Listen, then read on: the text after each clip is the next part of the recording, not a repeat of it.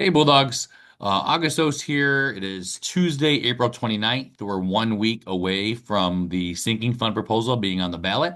Last night we had at 6 o'clock in the high school cafeteria, we had our final presentation, community presentation to discuss the sinking fund. Didn't have a great number or very many people in attendance last night. It was a beautiful night. It was sunny. It was 75 degrees. I'm sure there were a lot of athletic events going on. So we had a small crowd, but we wanted to take a moment today just to kind of go through what we discussed last night and share it with the community. That way, if you do have any questions as we continue to learn more about the sinking fund request over the next week, you'll have plenty of time to ask if they're not answered in this presentation. So I'm going to share my screen here, and there it is. Let me move myself out of the way. Well, maybe let's see if I can move some things around so I can play. There we go. So slideshow. So I'll share this. The links will all be active, but the sinking fund flyer, there's some hyperlinks embedded within the presentation. The flyer you've probably seen before, but it really is all things sinking fund. What is it? What's the benefits? What can it pay for? What can it pay for? What's the ballot language? How much will it cost? All of that information is included in that. So the number one reason, right? If the district is going to go to the community with this proposal, what's the why behind it? I included 6 images of just different projects the district would like to take on with sinking fund revenue. We start on the left with an air handler at the high school. The air handlers need replaced in both buildings. The boiler, this is one of our 3 elementary mechanical rooms. One of the rooms still has the original boilers. These two large boilers would be updated with more efficient, safer. They definitely have a lot more safeguards in place on the boilers now than they did when these were installed back in the 60s. But these two would be replaced with 3 new energy efficiency, highly rated boilers from I think Lochinvar is who the company is that manufactured the boilers that we've recently replaced in the elementary. This is a picture of the roof. This is an old patch. We have some quotes out to do both complete redos of the roofs on both buildings, or potentially just patch the seams and address the weak spots. We had a community member who works in roofing look at the roof. He likes the field rubber. He said that's in good shape, but it's the seams and it's where there's different fixtures on the roof and like the flashing areas where the roof meets the fixtures that need to be addressed. The bottom middle, this is a crack in the high school parking lot. This is actually one that's not even one of the worst ones, but we know what happens, especially in Michigan, where we have a freeze and a thaw, and we have salt, and we have the plow truck. This crack's only going to get bigger and bigger. So we want to make sure we start addressing, filling these cracks and taking care of the parking lot so it will last us for an extended period of time. The top right picture is a picture of a sidewalk outside the elementary school. You can see chunks missing. There's chunks like this out of the curb. There's spots along around the campus that has the holes more in the center of like on the walking pad. So our sidewalks definitely need some support in repair.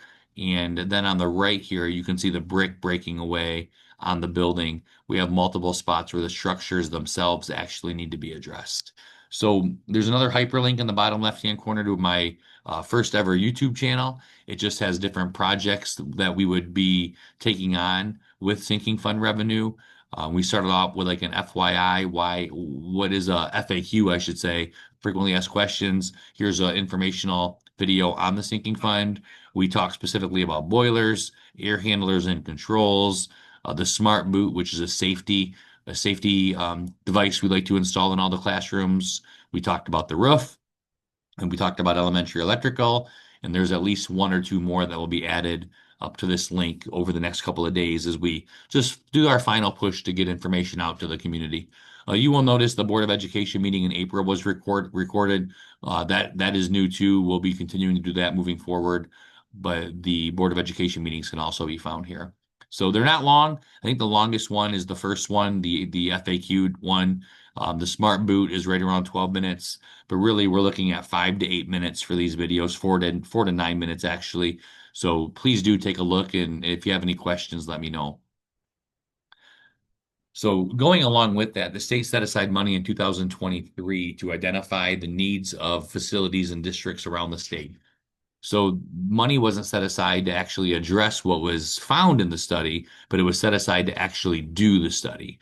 So the group came out, 93% of the districts, Summerfield being one of them, participated in the study, and they determined that in our district, there's just over $5 million in critical needs, just under $5 million in near-term needs, and just under $10 million in long-term needs, which they identified as things that are 7 to 9 years out.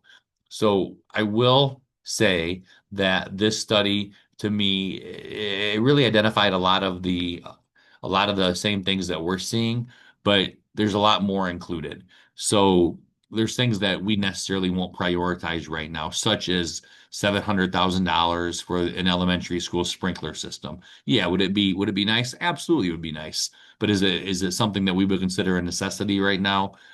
Probably not.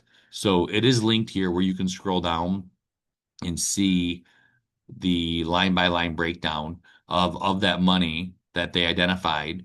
What assessment category is it? Critical? Is it long term? Is it future? And what they identified the need to be. And then on the right side, the cost that they have associated with it. So I would encourage you to check that out. I think the number's kind of high in my opinion, but it does support the fact that there are some pretty hefty needs in the district that we need to take on.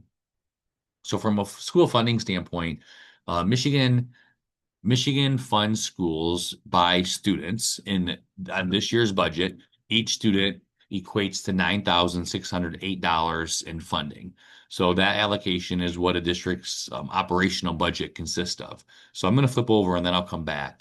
We have our operational budget or our operational expenses, and these expenses really entail things like these.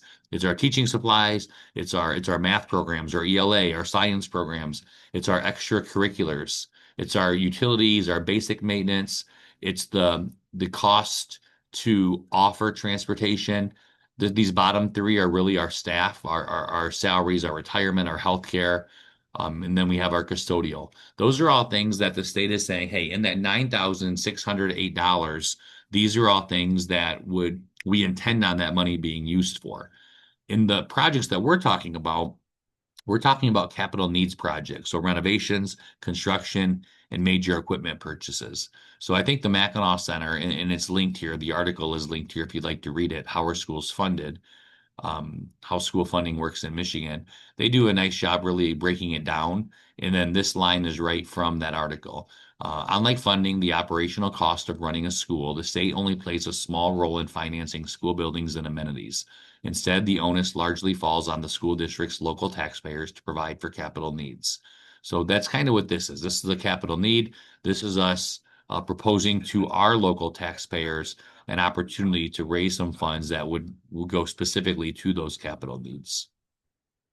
The school finance research project study recommends that the state allocate $400 per student in addition to the current per pupil just to go towards new buildings and maintain current buildings. So right now that funding is not in the works, it's not in the budget, but after the state funded study, now that it's completed, the study is saying that districts need approximately $400 per student for that the large ticket upkeep that it costs to keep the district really up and moving in addition to the operational cost.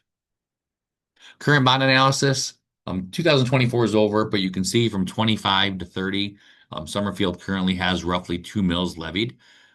We have a rollback in 31. So for the 4 calendar years between 31 and 34, there are 4 years where we're levying right around 1.25 mils, and then that falls off completely. Our existing debt falls off the books in the 2035 calendar year. So when the sinking fund, if that were to be approved, it's a 10-year request that would actually fall off the same year. So the first money would be collected on the November tax bill, and then we would have that for calendar year 2026. So there'd be one more year based on that math, right? So year one, year two, year three, year four, five, six, seven, eight, nine. There'd be a rollback right here to back to what would be the 2.5 mils for the sinking fund, and then 2036, everything would fall off. Mills levied Monroe County. You can just see how we stack up to other districts in our area. We currently, the average is the yellow line. We are currently just levying, as we said in the last slide, just under 2 mills. But if you compare us, there are some sinking funds that are still out there. It says Mineral County, but and there's some Lenawee County here too. But Blissfield, Britton, Deerfield, I'm not sure. Probably because it's two what used to be two schools combined to make one. There's two different line items for them. Ida has a sinking fund, Jefferson has a sinking fund, Monroe has a sinking fund, and we are asking for what would potentially be a sinking fund for Summerfield. When this process started back in the fall, the board took into consideration what do we need to do to move forward and take care of those big ticket purchases. We entertained at the first state of the school address in the winter, requesting 2 mills, 2.5, or 3. We used that state of the school address to really get community feedback to determine what the request should be. So believe it or not, after the state of the school address, most of the feedback that we received, although there wasn't a lot of it, most of the feedback, though, showed that the community would support 3 mills. The board actually decided through conversation at a board meeting to roll that back and make the request actually 2.5 mills. So that is what you see on the ballot for this year, 10-year, 2.5 mills on the May 6th, which is next Tuesday election ballot. So two things are highlighted here. $61,686. That's the average cost of a home in the city of Petersburg. Being how we landed on 2.5 mills, the average home in the city, that would come with the cost of $154.22. Down here, the average home in the township, $115,995. And again, these numbers are from our local assessors. That translates to $289.99 per year for the sinking fund. We took it a step farther on the next slide. If you're an average city homeowner, here's your annual cost that we just talked about. If you divide that by 12, your monthly cost becomes $12.85. Divide that down, and your daily cost becomes 42 cents. And then for our township, our average township homes, the annual cost is $289.99. The monthly cost is $24.17, and the daily cost is 79 cents. Frequently asked questions. This timeline is a result of a question that was asked somewhat recently about where exactly the money would be going. So I will lead off by saying we laid it out like year 1, year 2, year 3, year 4. Let's say in year 4, which currently is slated to be the year we take on the elementary electrical, let's say we have a major issue with this. The sinking fund, this is not written in stone. If this needs to become a year 1 or a year 2 priority because there are major issues with it, we have flexibility in there to make these projects a little more fluid. But for the purpose of seeing exactly what the money would go towards over a 10-year cycle, we laid it out by breaking things down into either large projects, immediate needs, or savings for future projects. So starting with large projects, 2026, year 1, we know that we're going to levy upon a successful sinking fund roughly $580,000 per year. In year 1, 348,000 of those dollars would go towards these 3 projects. I'm updating the elementary boilers, the lockout or safety system, and we'll talk more about buses in a minute, but then purchasing and equipping a new bus to join our fleet, kind of rotate out one of the older models, whether we sell it or it becomes a sub, but rotate out an older model with maybe higher mileage and older year, and bring in one that's a little bit newer and there'll be less upkeep and maintenance cost on it. Year 2, we would tentatively be taking on one more bus. The high school roof would be addressed, the seams specifically, and then the second payment of the lockout system. Year 3, we'd be looking at the elementary school roof and our last bus in our rotation. There's 3 buses you'll see from 2011. We'd be working those 2011 buses out, and the third and final bus would be a year 3 purchase. Year 4, elementary electrical. Year 5, the high school air handlers and controls. Year 6, elementary school air handlers and controls. Now that's year 6. You're going to see if I scroll back up, we don't have in year 7, 8, 9, or 10 any large ticket purchases that year, and I'll explain why that is in just a minute. So another category that we broke down the money into is immediate needs. So in year 1, we'd set $82,000 aside and that would be the money that we would use on a daily basis for those things that come up. So we have whether a heater goes out, right now, in front of the elementary, in front of the high school, I'm sorry, there's some electrical issues where some of the lights are not coming in at night. That money would go towards that.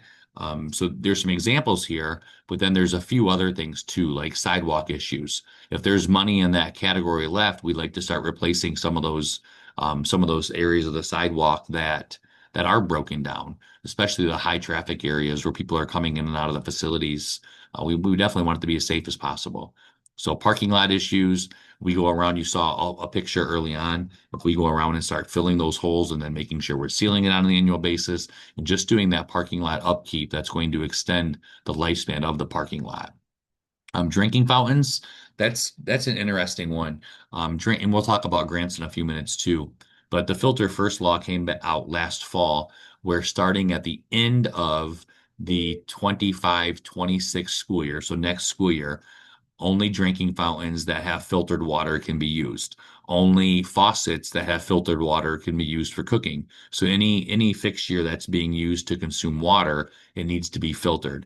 So we had to, as part of the grant process, we had to have companies out. We had three companies out to quote us on what it would take to take care of all of those fixtures, all the drinking fountains and all the fixtures. And we were quoted at $56,498.77. And you can see that number right here. When we submitted the grant paperwork to the state, we actually were funded at $28,115. So roughly one half of what we need. So right now, that really means that there's two options. We either find alternative funding, which sinking fund funds would be, and this would be an eligible expense for sinking fund revenue. We either find that and we pay the other half of that, or the other option is any drinking fountain or fixture that is not replaced, we shut the water off to that fixture and then post a sign saying it's not meant for consumption. So ideally, we're not going to have a bunch of signs around saying do not drink this water, it's not filtered. So ideally, we could use some sinking fund revenue over those two years. Really, next year, it'd have to become a higher priority unless we wanted to make it a two-part phase-in project. But we'd use some revenue to replace the rest of those drinking fountains. But painting, carpeting, HVAC, plumbing, structure repair, fascia repair, painting, bathroom issues, the parking lot we talked about, the sidewalk we talked about. These are all projects that we'd be taking on gradually with the funds earmarked for the immediate needs. Lastly, savings. Some of the projects you'll see down here, like $800,000 for the high school air handlers and controls, $700,000 for the elementary school air handlers and controls. Some of those projects are pricey. So the goal will be to save along the way. So by the time we get to year five, we're tapping in. See, we had $640,000 in savings. Now we tapped into that, but we were able to actually spend that $800,000. So we had $640,000 saved this year. We then with some money that we had to it the following year to make up that 800,000 right there, we tap into our savings to take on a larger priced project. So the last thing, and I mentioned this earlier, you see no big ticket purchases in year 7, 8, 9, or 10. During that time, we keep our immediate needs budget at $75,000 to address those things as they come up. But you can see we start setting aside just over $500,000 per year, just so we can grow that balance to $2.16 million at the end of the 10-year cycle. We know the roofs are on borrowed time. We know that even if we address the seams, and as the industry professional said, we can get 10 to 12 more years out of them. We know those roofs are going to need to be replaced at some point. So the goal will be to set that money aside. So when they are needed, it's not the district going back to the community asking for a bond or a sinking fund. We want to be fiscally responsible and be able to handle those projects through the approval of the potential sinking fund that's on the ballot. So why did the district propose a sinking fund and not a bond? Couple of good reasons right here that come up. A sinking fund is pay as you go. It provides districts with funds to pay cash for repairs and improvements as they're needed. So we didn't have to go ahead and pre-identify and build a bond packet and have all of our contractors in and do all of that in advance. A sinking fund raises money annually, and that money that is raised can then go towards any allowable expense. So it provides the districts with funds to pay cash for the repairs as they're needed.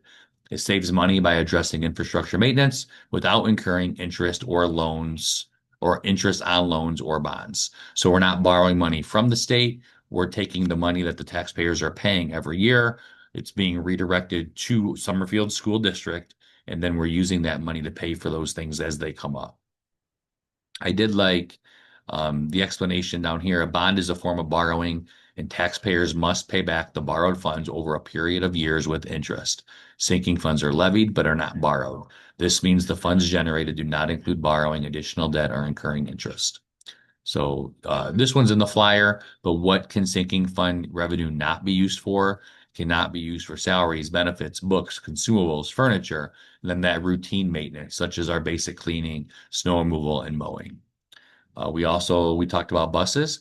I mentioned previously there are three 2011 buses. Here they are. Here's their mileage. We haven't had some of them too long. In 2021, the district bought a bus that is 10 years old. It is definitely more cost effective, or it's more cost friendly to buy used buses.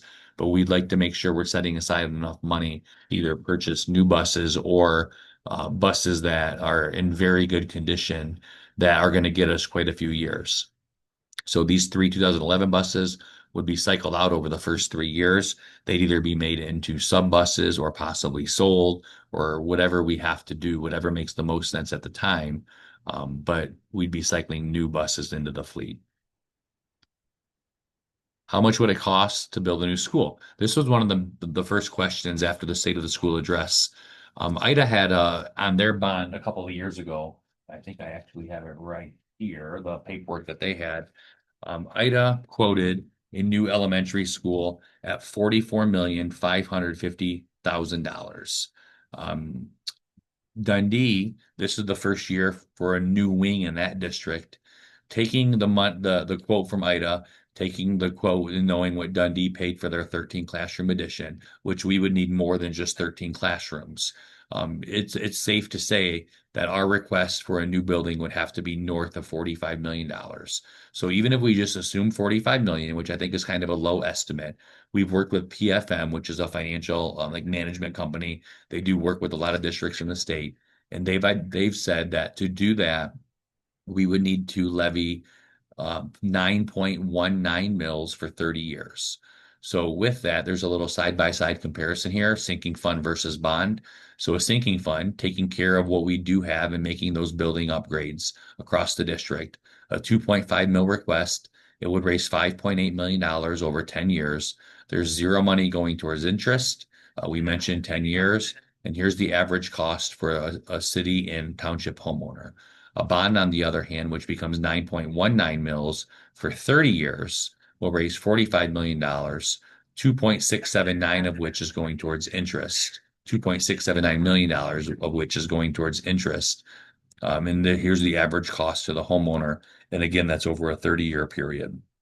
So hearing from the community as we take on the sinking fund request, I I think this would be a large ask and a big lift for our community to take on a new build right now, 9.19 mils. So the current direction is to take care of what we have and make sure we're doing those improvements along the way to take care of our investments.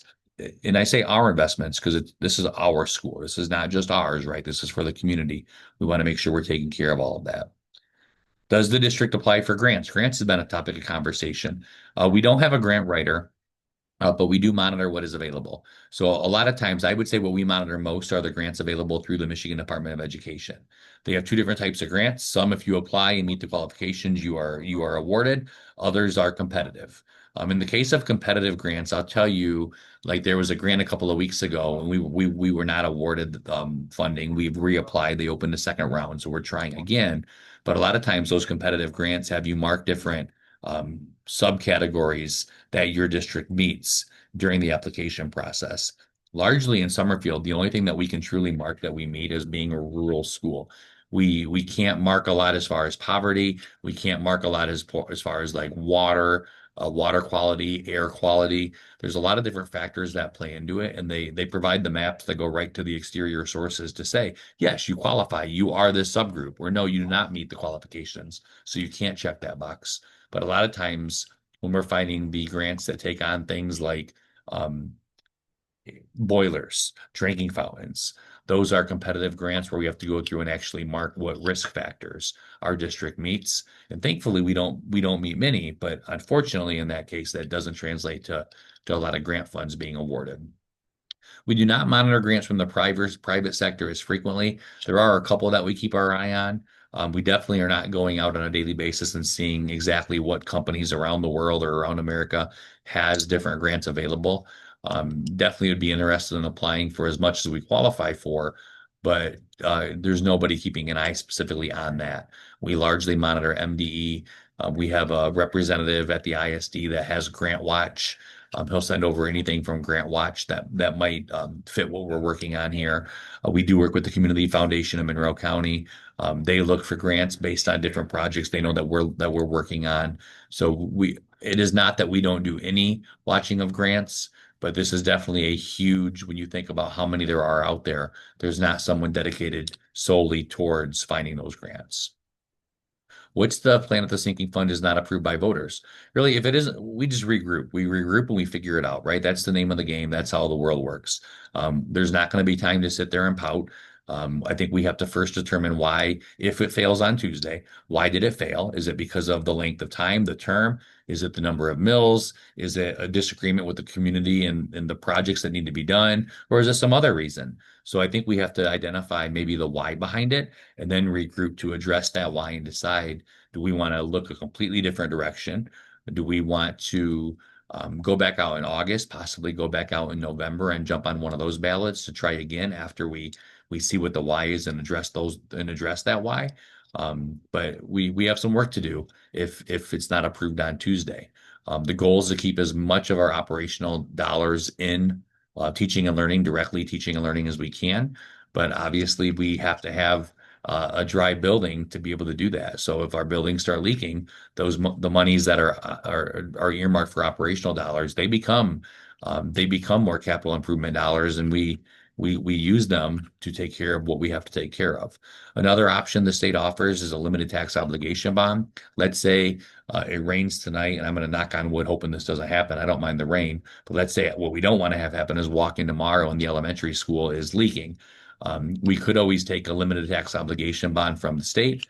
We would then get the money up front, but we'd pay that money back in interest, and the annual loan amount would have to be paid back out of the operational dollars. So the state does offer some funding streams in the event of an emergency, but a sinking fund would be more of a proactive approach to have this money set aside in advance, know what we have, and have a plan of how that money is being spent to protect our investment. And really, that's it. Tried to go through it pretty quickly. If it becomes too long of a video, we know people are busy, right? We're going to lose you. So my email address is on here. My office phone is on here. My extension is 126. If you have questions about the sinking fund as we head into Tuesday, please feel free to reach out and ask. Um, we we are appreciative. If you've made it to this point in the video, we're appreciative that you're educating yourself and you're learning with the district more about the district's request. That's what we're asking. We respect the fact if you vote yes, we respect if you vote no. What we really want from the community, though, is just find out what the why is behind this and then make the best call for yourself. So again, if you have any questions, let me know. Thanks for checking this out. To those of you that made the sinking fund, the community meeting last night, thanks for taking time out of your schedule. And yeah, let us know if there's any questions. We appreciate you learning more about it. Thank you.